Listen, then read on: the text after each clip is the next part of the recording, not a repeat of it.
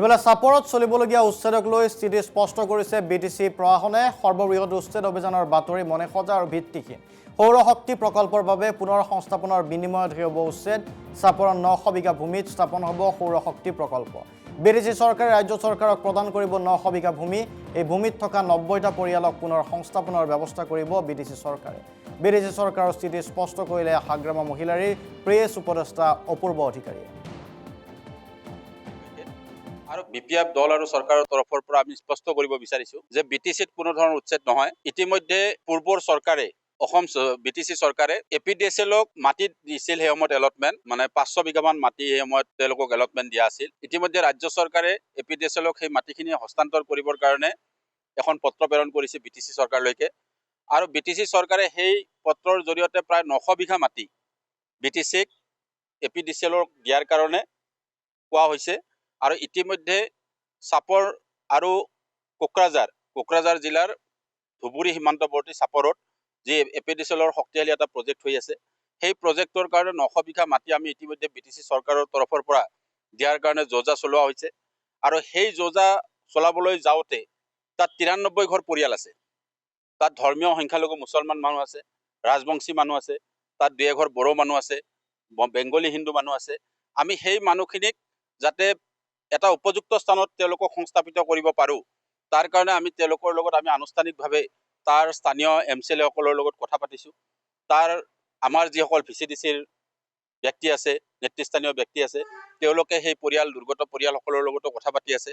আৰু ইতিমধ্যে আমি এটা সিদ্ধান্ত লৈছোঁ, যি 93টা পৰিয়ালক আমি য'তেই সংস্থাপন দিম, তাত আমি স্কুলেই হওক, খোৱা পানীৰ যোগানেই হওক, তেওঁলোকক থাকিবৰ কাৰণে গৃহই হওক, সকলো বন্দোবস্ত কৰি পেলাই আমি বেদখল উচ্ছেদ কৰাৰ কাৰণে বিটিচি চৰকাৰৰ তৰফৰ পৰা আমি সিদ্ধান্ত লৈছোঁ।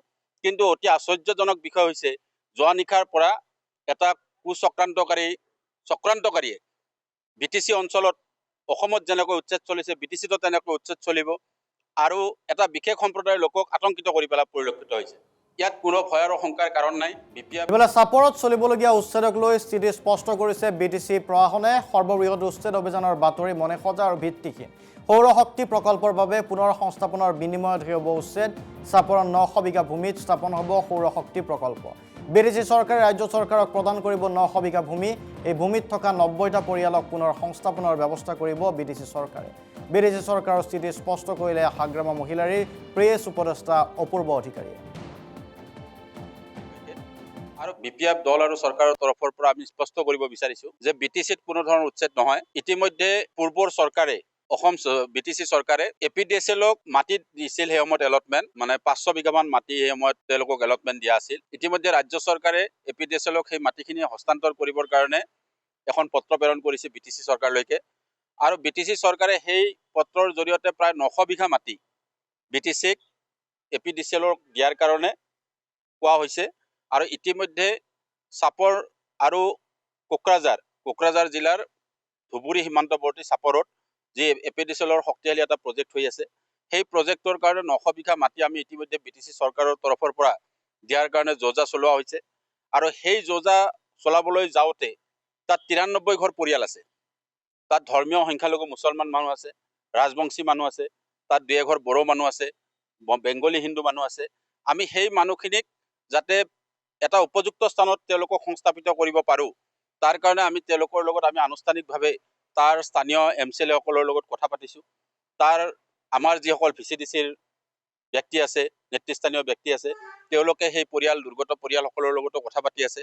আৰু ইতিমধ্যে আমি এটা সিদ্ধান্ত লৈছোঁ, যি 93টা পৰিয়ালক আমি য'তেই সংস্থাপন দিম, তাত আমি স্কুলেই হওক, খোৱা পানীৰ যোগানেই হওক, তেওঁলোকক থাকিবৰ কাৰণে গৃহই হওক, সকলো বন্দোবস্ত কৰি পেলাই আমি বেদখল উচ্ছেদ কৰাৰ কাৰণে বিটিচি চৰকাৰৰ তৰফৰ পৰা আমি সিদ্ধান্ত লৈছোঁ।